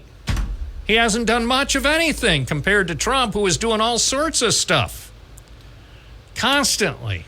On Twitter, stuff he would say, stuff he would do. Holding the Bible upside down. Come on, man. He was a treasure trove of stuff. In a typical news cycle, a 24-hour news cycle, Donald Trump would do 6 or 8 things. And we had peace in the world. For the most part, there no new wars. And he didn't get the troops out of Afghanistan as he promised. Well, he didn't get them killed either. Yeah, but he didn't get them home like he promised. And they wouldn't have been killed. And the debacle that happened under the direction of President Joe Biden, that debacle getting American troops out of Afghanistan would never have happened if Donald Trump had fulfilled his solemn pledge to get the troops home. But it didn't happen, and so Joe Biden, clearly unable or unwilling to do it the right way, did it the only way he knew how. And we all saw exactly what happened. And we are still dealing with the fallout from that mess. But it didn't have to happen. It happened because Donald Trump would not get American troops out of Afghanistan before he left office. You don't know what he was going to do. He was going to get them out. I don't know what he was going to do. You're right. He got fired in the meantime. And I think one of the reasons he wound up getting fired by the American people was he didn't get the troops out of Afghanistan. He probably would have easily won another term if only he had gotten the troops out of Afghanistan before the 2020 election. Appreciate your call. Thank you. Hey, if you make a promise, keep it, especially a promise of that magnitude. That was one of the most important promises that he broke. It's 10:58 WNBF. Phone, shall we? James in Binghamton, you're on the air. Well, you can keep the new order rolling, man. Really? Hold on. No, we can't. No. Have you considered that maybe, like now that you're not only on streaming but broadcast with FM, that like you could just have days where all you do is have like some playlists and just play some music? You know, we may try that. Maybe on Fridays, people would be like, "What happened to the talk show?" It's like, well, don't you like this better? Yeah, but still, what happened to the talk show? Well, that's how talk shows evolved. I mean, Howard Stern once played music. You know what I mean? Like, yeah, I know. I know. That's interesting. That's a good point. Even Don Imus, for most of his career, Imus in the Morning was a show that was predominantly music, and then before you know it, Imus turned what had been a pretty interesting music career into actually a pretty interesting talk a career on radio and TV. So, as they say, it's been done before. Things could go back and forth. People are like, oh, I guess today he's just interested in playing music. Oh, that's cool. Yeah, and as we know, Don Imus never said anything controversial. Or no. Well, same with Stern and the Greaseman. All these, the three. Oh, sweet doggy.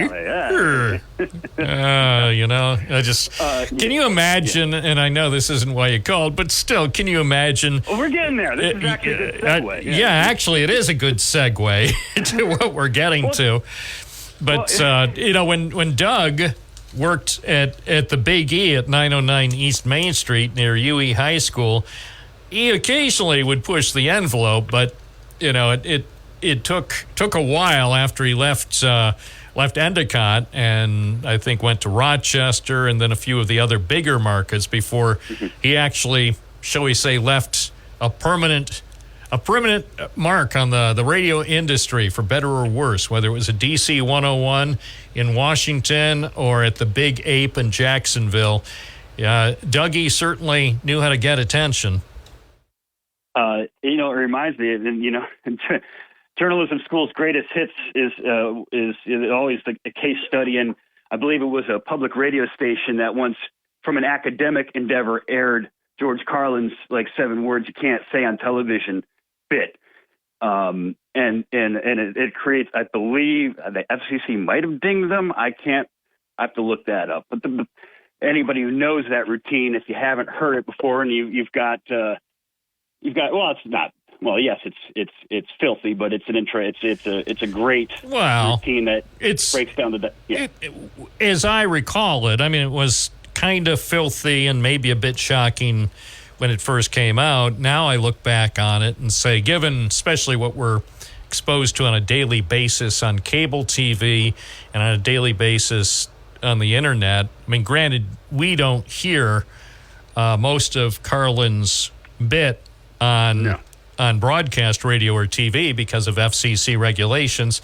But I remember, when was it? Was it a couple of years ago for some reason that CNN was having, and MSNBC were having a good time just showing, look, we're on cable so we can say what we want. So they're, dropping, frequent S-bombs. And I don't know if they ever did the F-bomb. Is that kitchen table talk or locker room talk? I can't recall.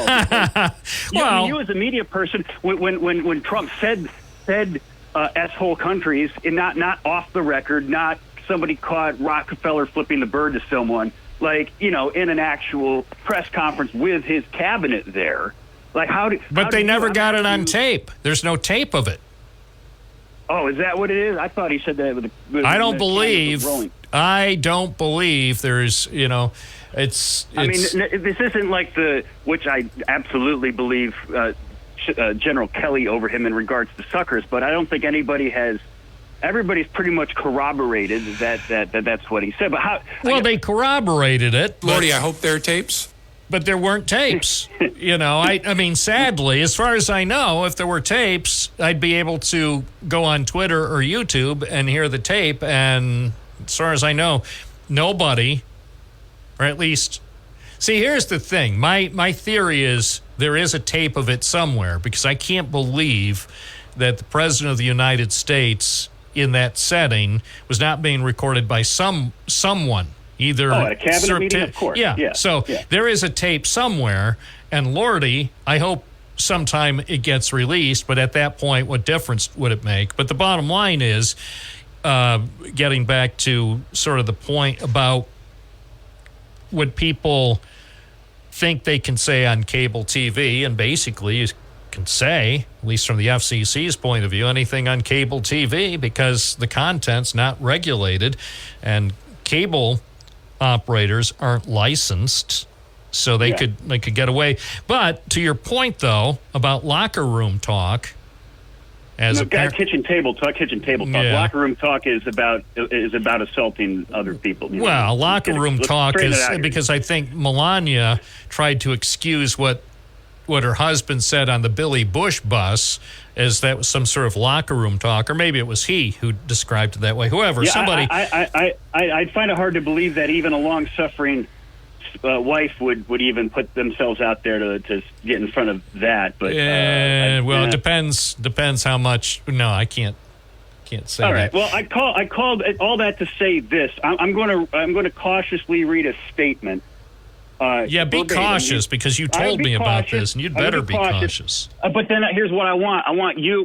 It's rhetorical. I know that you know, but I'd love for the listeners out there to see if they can guess where this comes from. And I say this because this is something that's been buried because of hurricanes, because of vice presidential debates, because of any number of things. But here's this is verbatim. So. LOL. So, we got a little informality to start here. Oh, sorry. LOL. These Haitians are wild. Eating pets, voodoo, nastiest country in the Western Hemisphere, cults, slapstick gangsters. But damned, if they don't feel all sophisticated now, filing charges against our president and vice president. All these thugs better get their mind right and their ass out of the country before January 20th. Now, by the way, this is in response to many of the Haitian immigrants, many of whom are legal and many of whom are actual American citizens in Ohio, filing citizen criminal charges against Trump and Vance for the falsehoods about, immigrants eating pets. So who said that? A Democrat? Which, by the way, is performative. No citizens arrest or whatever's going to. So who said that? That sounds offensive. Did Kamala Harris say that? Could I have pulled that off of like a Breitbart message board or Reddit somewhere, or your great aunt uncle Al, who's been sitting in his trailer for his whole? I don't know. No, this is who would say something like that? Who would say something as blatantly racist? There's no other way to call it that, but that'd be Representative Clay Higgins, a United States representative, not even like somebody in a state house in the corner of East whereverville. This is a federal representative from Louisiana, no less. Louisiana, which is funny that he would denigrate voodoo, considering that's a religion practiced by many of his residents for centuries in that state. Maybe one of the best cultural melting pots in the if not the best in the Western Hemisphere is the state that he represents in Louisiana. And I just have to bring this up because you combine rhetoric like that, which has had very little pushback that I've seen, whether it's in the media or culturally. When I see people that I love and respect sharing memes with what could be described only as like Jim Crow level blackface caricatures, eating pets, as if it's a ha, with no knowledge of historical context or understanding of what's being sown here. Trump over the weekend literally is advocating for allowing police and military to go out and essentially crush skulls for a day or two to quote unquote restore order. I heard that. I believe his exact quote was, "One rough hour, and I mean real rough, the word will get out." And to what? To whom? Because if anybody thinks the idea of rounding up 10 to 15 million people, many of whom are just a matter of a victim of the process of our processing immigrants and asylum seekers are taking way too long to do so. That's not something that's cut and dry. That's not like, okay, over here's where everybody's been waiting here at the waiting room. Sorry, you can't stay. Yes, you can stay. No, whatever. This isn't Ellis Island. What he's talking about is people brigading from door to door through our cities and towns, seeking out minorities just because they might be. Okay? This isn't security. This isn't making America safe. This is literal Nazism. This is exactly what we saw 100 years ago in Europe, where you denigrate and you impugn those who don't look and sound like you because they don't belong here. And then you get everybody. I'll just say what it says to me, James, in my opinion, is that the campaign at this stage must feel desperate. The candidate must feel desperate. If he's suggesting what he suggested over the weekend, and for those who didn't hear it, because fortunately we do have a stack of stuff. A stack of stuff. Oh, yes, and everybody loves the big stack. The big stack of stuff. Now, if I can only... hold on. Let's just listen. Here's fairly down the middle. Here's an 11-second sample from our stack of stuff of what Donald Trump, the former guy, some people call him, said in Erie, Pennsylvania. He said this on Sunday. He argued that police officers would be able to do their job better if they were allowed to get violent with shoplifters. One rough hour, and I mean real rough, the word will get out and it will end immediately. End immediately. So there. What do you think of that? That's from the stack. I don't accept the reality or a culture or society where petty, what's the shoplifting should result in crushing violence. That's absurd. Just for an hour. Just for an hour. So if somebody steals a pack of gum from Walgreens on Pennsylvania Avenue, just for an hour, but it could be announced in advance, so that way, if somebody gets swept up when the police are are given permission by President Trump 2.0 to get really rough, then they don't have a case because it was announced a week in advance that, say, January 21st from noon to 1 across the country in every time zone, that it's going to be really rough. You know, these are smart people.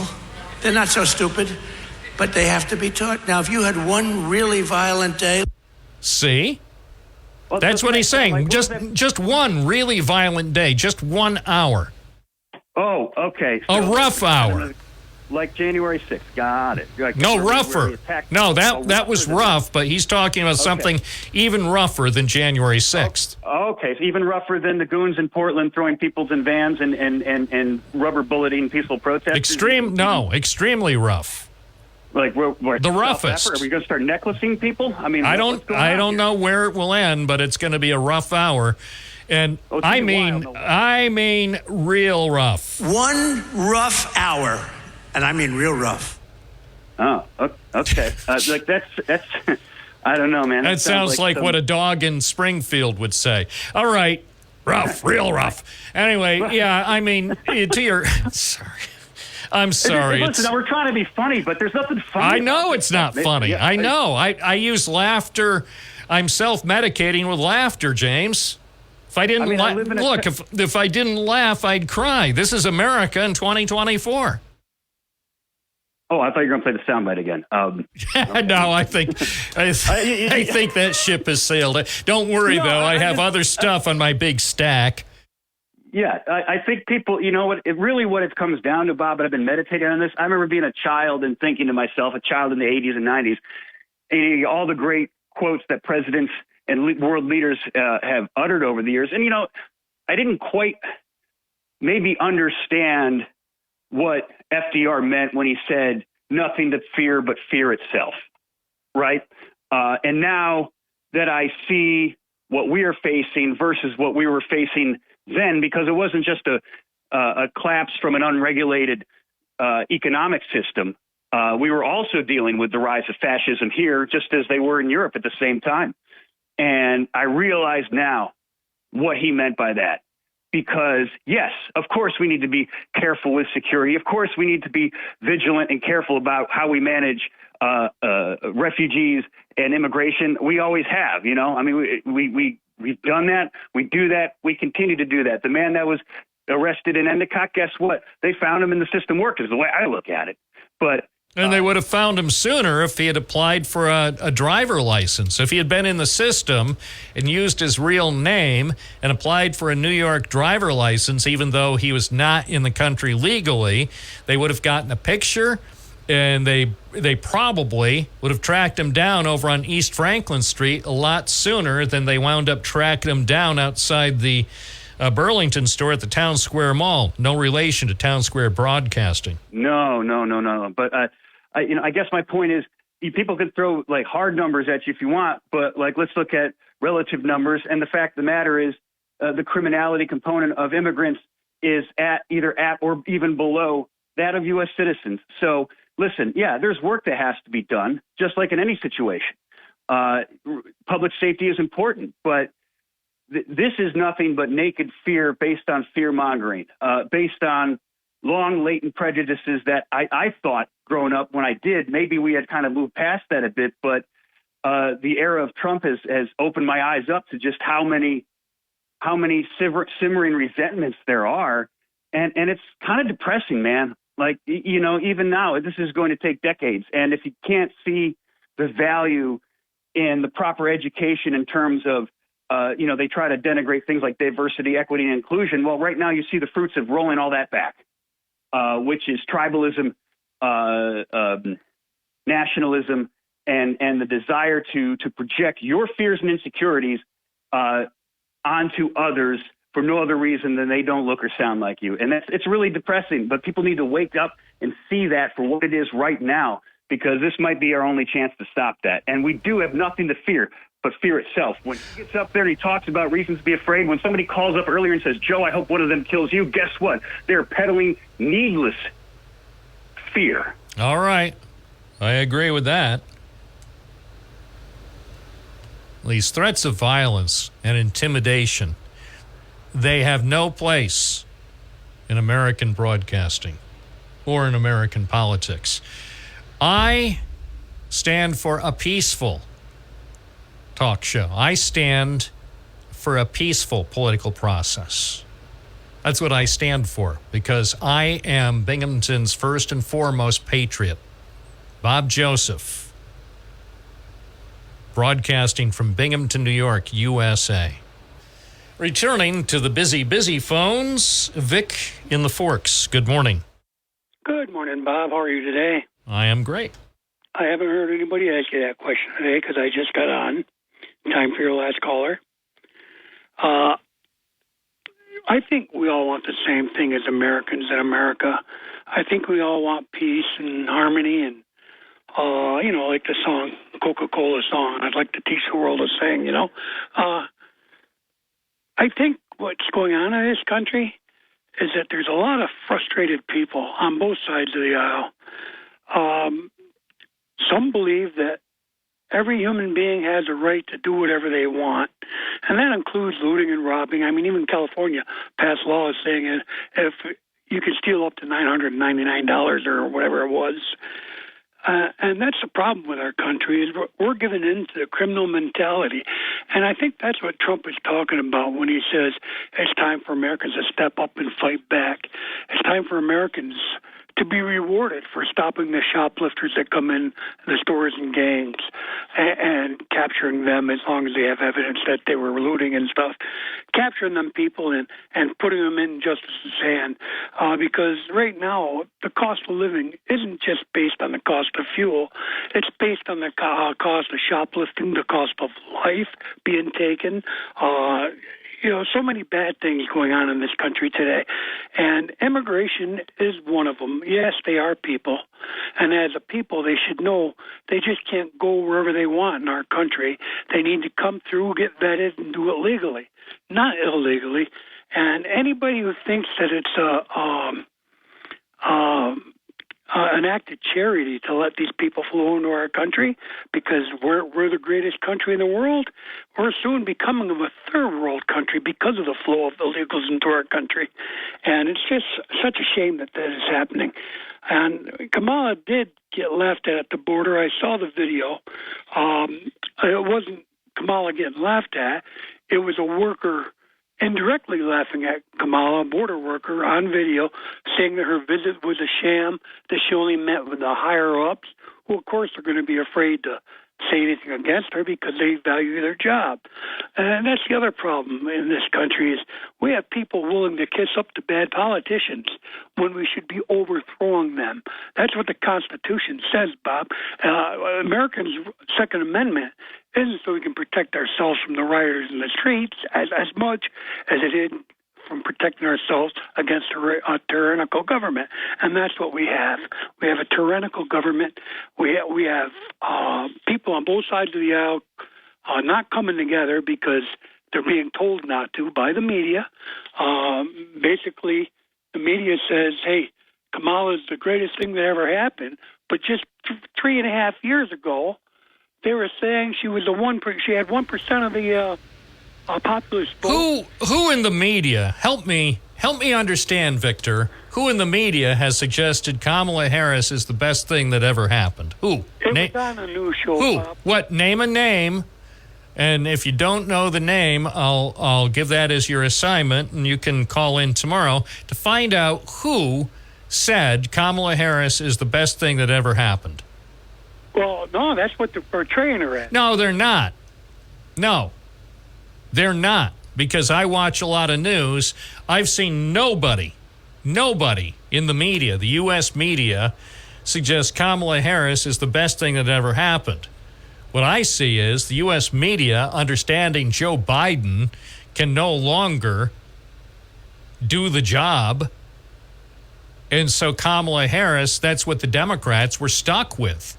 Because that's the way our process works. There was no way, given the timing after the June debate debacle. Remember, that debate debacle happened just over 3 months ago. The clock's been ticking, and the Democrats had no better way to somehow maneuver to swerve out of the Biden lane after it became crystal clear on the CNN debate that he could not continue for another 4 years. So you got Kamala Harris. I haven't heard, I don't even think Oprah has suggested Kamala Harris is the best thing that ever happened. Two things. The media, by not advertising, I should say, because they're advertising what they think is good. They're not advertising what they think is bad about Kamala like they do Trump. They advertise. Well, the thing about Trump, they're not advertising the things they think are bad. Every time the guy speaks at a rally, he gives them another dozen things at least to play in their stack of stuff. Whereas Kamala Harris, I admit, she's playing it safe. And I don't like it one bit. As a journalist and as a talk show host, I don't like the fact that she's playing it safe and she's doing very few interviews and seldom, if ever, does any kind of media opportunities. I don't like it, but it's the smart way to play versus her opponent going off the rails every time that he speaks before a crowd or every time he calls in to an interview saying something that gives not just the liberal media, but even the supporters. They play it because people are like appalled. People are saying, he said what? So he keeps giving, whether it's to his supporters who love it. Remember, most of Trump's supporters, well, okay, not most, many of his supporters have said on this program and elsewhere, one reason they like him is he says the things they're thinking. Now, sometimes they don't have the courage or the nerve or the audacity to call into the program and say, you know what he said over the weekend about Kamala Harris? He said exactly what I'm thinking, because most people, even people who don't like her, would not support what he said about Kamala Harris over the weekend. Some people would, but most people wouldn't, because it was really, really unnice and unnecessary. But again, they like it because he has the courage of his convictions to speak out and say stuff that no other thoughtful, polite adult will say. Bob, the reason they had the debate in June is because when Biden got elected, he was not able to... Well, it's too late for that. You know, you can relitigate the last 3 years. You know, it's too late.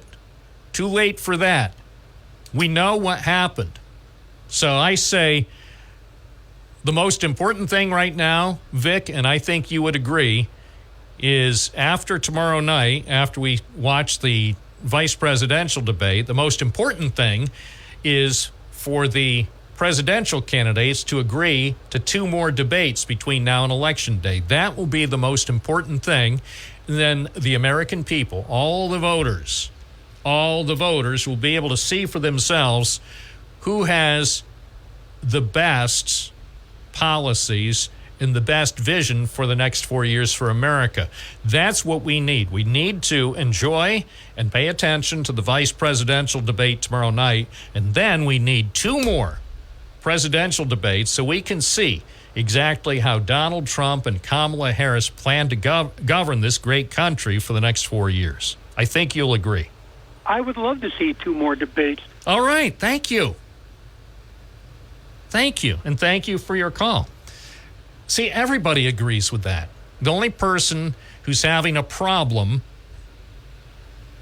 with agreeing to any more debates is Donald Trump, because he knows how he performed at the ABC debate. He's seen the tapes. And he's afraid to do 2 more debates. He ought to, if he wants the job, the same with Kamala Harris. If she wants the job, the two of them on Wednesday should agree to 2 more debates between now and November 1st. That's how we know that each of them really wants to be seriously considered for the presidency of the United States. I'm Bob Joseph. You're listening to Binghamton Now on WNBF. It's 9:43. Chuck from Northwest Indiana rejoins us. Good morning. Hey, Bob, how you doing? Good. All right. Hey, so the point I was making about U.S. Steel that's located in Gary, Indiana, right on the southern end of Lake Michigan, is that if Donald Trump wasn't rerunning again, the president and the vice president both would have never stuck up for those 15,000 union steelworker jobs. And they would have let that plant be sold to Nippon Steel in Japan. They would have turned their back.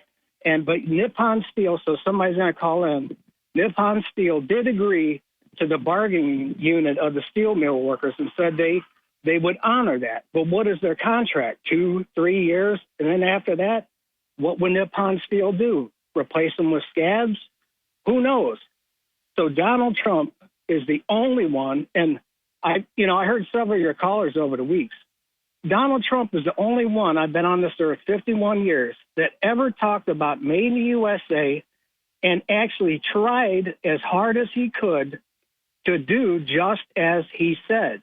Now, did he say a lot of things? Yes. Did he get a lot of things done? Yes. Did he say NAFTA was bad? He's the only president that ever said NAFTA and GATT was a joke. Am I correct? Did he not say that? I don't know. I have no idea. I'm not going to fact check you on that. I don't know. Right. Is he the only president or presidential candidate who ever said it? I don't know. The only person who comes immediately to mind is H. Ross Perot, but Correct. So, in the grand scheme of things, I just asked the people in Lordstown, Ohio, what they think about Donald Trump. So, there's a case too. Promise one thing and deliver nothing. So, well, I'm in the bargaining unit myself. I'm in the construction industry. All right. So the UAW took a dim view about Donald Trump's rhetoric, and then what the Harris-Biden administration did in Lordstown, Ohio. Donald Trump said one thing for Lordstown, and I think some people and our listeners probably don't know, and maybe they don't care, but Google it. So Trump's record isn't stellar, and when it comes to promising, sometimes a promise actually is kept, and many times a promise is like, here, have this roll of paper towels and get out of my way. It's like, whatever. The guy is in it because he wants 4 more years of public housing. He wants to be the most powerful person on the planet. He wants me to focus on him for the next 4 years. And, he may get the job. He may get the job because the American people enjoy that sort of thing. I'm up to the task. Whoever gets the job, I'm ready to host this program. So if Trump is sworn in January 20th or Harris is sworn in January 20th, I'm ready to do the program. And I know, I will say the program is going to be a lot more interesting if Trump gets 4 more years than if Harris is elected, because I don't want to run a talk show with all the boredom that a Harris presidency likely will entail, but we'll see. We'll cross that bridge when we get to it. Right. Her presidency would be like watching concrete dry. Yeah. But anyways, me and you could come to the agreement that at least the man, Donald J. Trump, has tried his best, at least in promoting America as a positive force and as a positive workforce, correct? Meaning U.S. jobs. We can say that about. We can come to agreement, yes or no? No, I can say Donald Trump has made lots of promises when it comes to U.S. jobs in American companies, and some of his promises he kept. Right. And okay, so real quick, when it comes to the border, did George W. Bush, did he ever do anything about the border or bring it to light to the American public, such as Donald Trump has done? There's no other president alive that made the issue of the border, and we're talking what now, 8 years ago now, 7 years? He was the one out there ringing the bell, the town crier, walking and telling everybody, and some people are listening and some aren't. And to you Americans out there in New York, you better wake up, because if this illegal immigration keeps going on, your grandchildren that are 50, just like me right now, we are not going to get our Social Security. They're going to bankrupt the system. Al Gore's lockbox in 1998-99, if he would have been president and passed the lockbox, these illegals would have, whatever he would have done as a Democrat president, it's going to be overdone by these illegals coming in. So if you're over the age of like 55, or if you're under the age of 55, you can kiss your Social Security goodbye. You're never going to get it. No, I don't believe that. I don't believe it because Congress isn't going to allow it to happen. Congress will not allow that to happen. It's, as they say, that is not an option. This isn't 2007 anymore. We had money when we had... Yeah, I know. And by the way, who kept spending money like a drunken sailor when he was in the White House? Donald Trump. You know, we spent, I know he's not alone. We've had presidents and we've had members of Congress who don't understand that you can't keep spending like this. And Trump was one of them. Cuomo wanted money. Hey, I'm not talking about Cuomo. I'm saying when he was president, we started off in a hole and he dug the hole deeper. So the hole that we were in when he became president wound up getting deeper in his 4 years. So he didn't contribute to making it better. Well, I will say this. Wait. Respond. Don't say you will say this. Say, Bob, you're right. He didn't make it better. We started off with a hole, and this nation's overall deficit continued to get worse during the time he was president. Every president's going to have debt. I know. Yes, every president is going to have debt until we fix it. But he made it worse. He didn't make it better. And what you're always asking the callers, what was cite me a website of where his debt, other than COVID, what was his debt, other than the tax cuts, which made American... Yeah, he should never have been giving away the money. He was sending those checks. I got a check, you got a check. Everybody got a check. In fact, I think we got 2 checks. And just so he got maximum political benefit from those checks, they included his big signature signed by Sharpie. So he was giving us back thousands of dollars during COVID, and that helped to create the chaos and almost wreck the economy.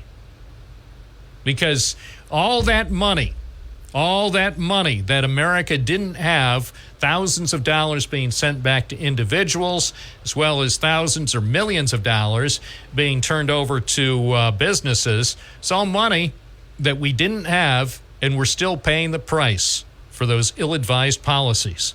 He did what Chuck Schumer wanted? I'm saying what he did.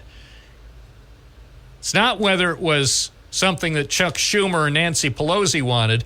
Ultimately, it was Donald Trump who signed those checks. And of course, if Donald Trump sends me another check for $2,000, you can bet I'm going to sign it, or I will cash it as fast as possible. But it still wasn't the right thing. Anyway, appreciate your call from Northwest Indiana. 11:52 at WNBF. Good morning. You're on the air. What's your first name? Where are you calling from? Hey, it's Rob from Bradford County. How you doing? Good. Good morning. Morning.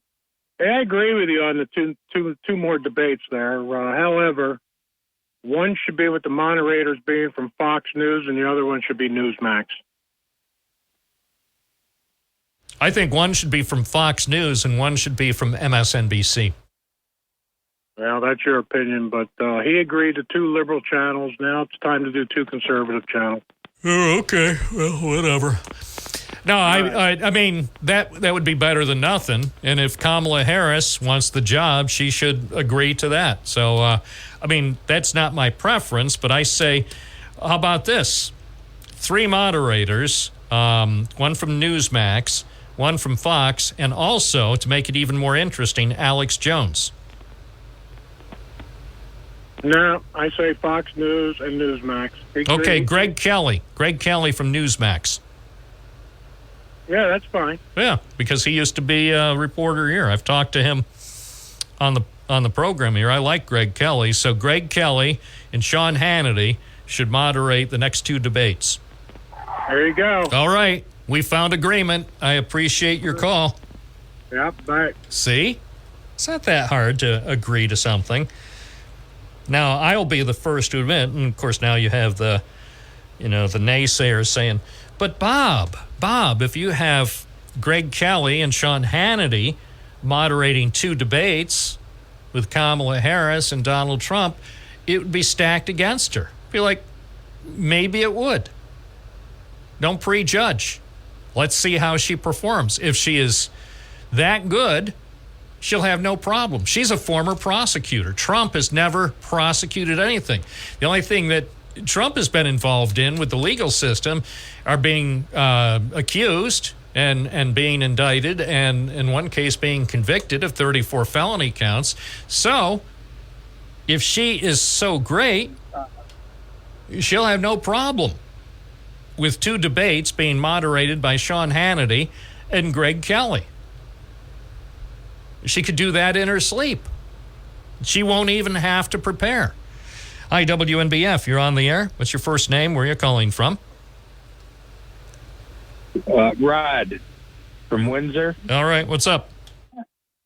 All right, two callers ago, you're talking about Trump adding to the debt. And what's never brought up, and you can Google this, with his tax cuts and this and that, the wall, he added $7 trillion to the debt. And this is the same guy that promised in 2016 that he called himself the king of debt. He knew all about debt. He was going to get rid of it. Right, and look what he did. So he's, there's yet another case where he said he'd do one thing and he did the opposite. Yeah, but so far, Biden has added to it, but he is still not up to $7 trillion. That was a huge amount of debt for somebody that wasn't going to, or was going to fix up the debt. And well, I'm sure if you asked Donald Trump, he'd say the debt is beautiful, that it's the best debt ever. The guy can say or do anything, and I tell you, 27% of U.S. adults who are going to go to the polls will support that. He can do no wrong in the view of about just a little over 1/4 of the adults who are going to vote this year. But doesn't mean he's going to get elected. And my opinion, just my opinion is, I don't understand what his attraction is. Because he says stuff that some people are thinking. He says some things that some polite people don't dare say in public. And that's why 27% of American adults think he's cool. Yeah, and most of them are just totally outrageous beliefs and statements. But what I think about him, the more I think about it, especially some of the stuff he did at the rallies, most recent rallies, I think he's a performance artist. I think he gets a kick out of being a performer. And he's a supreme con man. Well, I don't know about that. I'm not judging whether or not he's a con man. I say he loves to perform. He loves the adulation. He loves the spotlight. He loves the headlines. He loves that we talk about him every morning on Binghamton Now. I know. That's all I got to say. Okay, thank you. No, it's true. He loves it when people talk about him. He loves it when his supporters talk about him. He loves it when his opponents talk about him. He can't get enough. He's addicted to attention. He loved being a performer on that so-called reality show on NBC TV. And he loves performing in front of dozens or hundreds or thousands of people. It feeds his ego. He loves this. That's our program for today. We will resume tomorrow from 9 to noon This is Binghamton Now with Bob Joseph on WNBF. Most tax pros leave a message. It's Jane. I'm moving on to a TurboTax expert who beat your price. Adam Devine, tell him how I feel. Hey, tax pro, she's been thinking twice. Best believe TurboTax will beat your price. This is a tax break. Switch to a TurboTax Live expert and we'll beat what you paid your pro last tax season. Make the switch at TurboTax.com/beatyourprice. TurboTax full service only. Sign up by 12/20/2024 and file by 4/1/2025. Full details at TurboTax.com/beatyourprice.